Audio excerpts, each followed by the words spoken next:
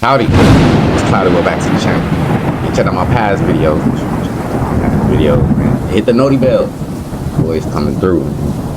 Today, we got a video from Everything Always. Leaked Spider-Man Brand New Day second trailer. I honestly didn't think we were gonna get a second trailer, bro, because the movie is so close to coming out. So I was thinking they was probably just gonna give us little picture teasers and that's it. But I'm here for it. What's going on, guys? Welcome to Everything Always. My name is Michael Roman, aka Allfires, and I would start with some preamble about Sony's marketing team not ever being able to stop things from leaking. But at this point, and since 2021, if you don't actually believe Sony is behind the leaks themselves, then you probably haven't been paying attention to how Marvel has started marketing everything. It's all about the leaks, and now it's not surprising that the full audio for the 2-minute and 33-second new trailer for Spider-Man Brand New Day, or what's the second official trailer, the audio is leaked all over social media. It's literally the entire thing, very clear. They have audio leaked? The exact audio for you in this video. For fear of copyright, we do have the full transcript. I'm going to read through it in full and break it down. We'll of course issue the normal spoiler warning because even in the days of AI, this would be very, very difficult to fake. We're breaking it all down. The leaked audio for the second you heard what he said. Even in the age of AI, this leak right here will be very hard to fake. So tune in, you know what I'm saying? Trailer, the entire thing. But first, if you could, quick reminder, hit the sub button, leave a comment down below. That'll automatically enter you for all the giveaways. If you want to stick around to the end of the video, we get into all the giveaway stuff again there. Okay, so first up, the normal spoiler warning, and as some of you have noticed, we've almost entirely stopped covering any leaked images unless they're official promos or merchandise, only because AI has made it impossible to tell what's real and what's fake. I'm not gonna lie, bro. AI is a good thing, but it's a bad thing at the same time, bro. Because now we ain't even gonna be able to enjoy movies the same exact way. You know what I'm saying? Because AI might make a movie itself. You know what I'm saying?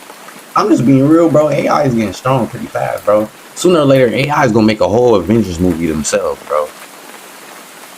Just like the last event was the Airbender movie that got leaked. I was thinking like maybe AI leaked that, bro. You know what I'm saying? Maybe it really wasn't a real person, because I've been hearing a lot of stuff about AI blackmailing people, bro. We need to slow down AI, bro. AI is it's hurting our entertainment. You know what I'm saying? It's hurting real entertainment. And although that isn't completely true, because I think we can all agree when you look at an AI image, you can sort of tell that it's AI. Still, something like audio is even easier to fake. And while I genuinely believe that this is an actual leak, well, because of what we said during the prologue, Sony's been orchestrating this for quite some time. Take that as you will. Things can be faked by AI, and if it is real, the trailer's coming out in less than 2 weeks. If you don't want to have the second trailer spoiled for you, well, then now would be the time to back out. Otherwise, let's read through the entire trailer.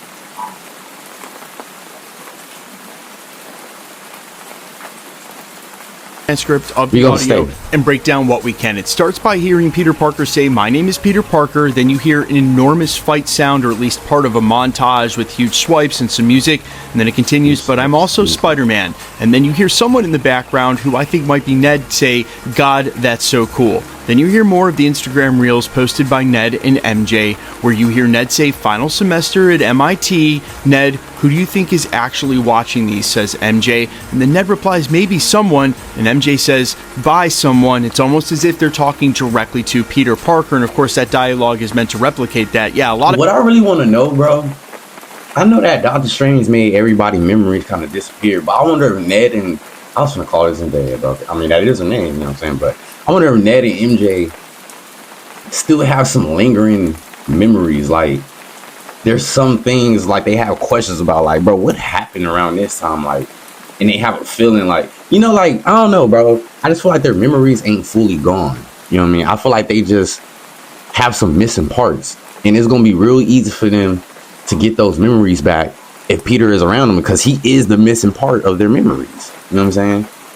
Because I'm pretty sure they even going to wonder, Ned and MJ are probably going to wonder how the hell they even met. You know what I'm saying? Like, bro, when the fuck did we become friends? You know what I'm saying? Like, what the fuck? But at least one really important person is watching really them. That's someone.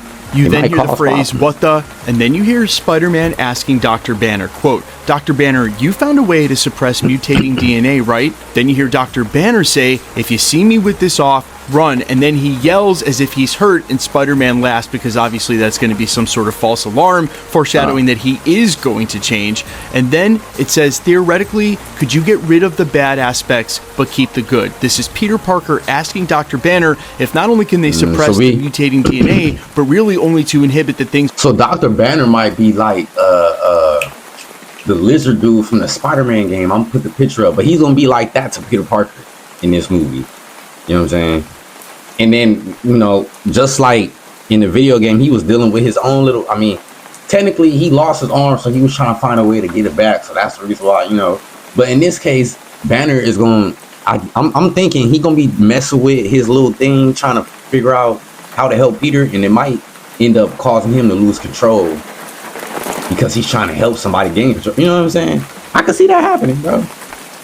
I can see that happening. But I think he's going to be like, his new mentor, kind of, in this movie. You know what I'm saying? Like all the other scientists have been for the other Peters. You know what I mean? Like him losing his web control and maybe some of the extra sensory input. I wonder if this he is wants to Venom's keep the eyes, enhanced awareness and strength that it's also exhibited throughout this DNA mutation. And then Banner asks, how would you decide which parts of nature are good or bad? Which is coming back to this whole idea that the duality of Spider-Man, both Peter Parker, the human, and Spider-Man the Spider, is going to take over when Peter Parker is completely isolated. And although I would say there are some similarities between this and No Way Home, this is definitely taking it to the extreme. You then hear Spider-Man say, sorry about that, as it sounds like he falls into the middle of a table in the middle of a public setting and probably fully dressed as Spider-Man but not able to use his powers.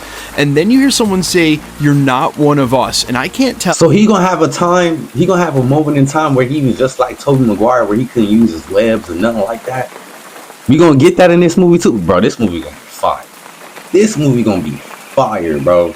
But it's so much going on because we talking about the Hulk and Bruce right now, bro. And it seemed like that's gonna take up a lot of the movie because during this movie he's gonna be trying to figure out how to manage his newfound powers and all that. You know what I mean? So it makes me wonder, where does Frank Castle come in? Because we know he's in here. I'm wondering if Frank Castle is gonna try to teach him how to accept what he is, you know what I'm saying? Because, you know, Frank Castle, he like, bro, I punish, like, that's what I do, you know what I'm saying? I wonder if he gonna kind of teach Peter, like, yo, you're Spider-Man, bro, like, you have these bad things going on, just learn to own it, you know what I'm saying? Once you learn how to control it, it's all you know what I'm saying? I'm wondering if it's gonna be something like that between Bruce Banner, the way he's trying to teach Peter how to handle the, you know, mutation, and then Frank Castle, how he's trying to teach him how to handle it. Because I don't know if Frank Castle gonna be there to help him out or not, but I'm thinking he might be, especially when he realized Spider-Man is a kid out here saving everybody. He gonna probably be like, I'm gonna help him out, or I'm gonna try to talk some sense into him or something. You know what I'm saying? I don't know, bro. Or maybe he's like, I'm gonna make sure this kid ain't out here doing what grown folks supposed to be doing. I don't care if he got powers, he's still a kid. You know what I'm saying? Maybe Frank Castle see it that way. I'm just trying to figure out, where does Frank Castle get plugged in here, bro? Because it looked like this is Punisher.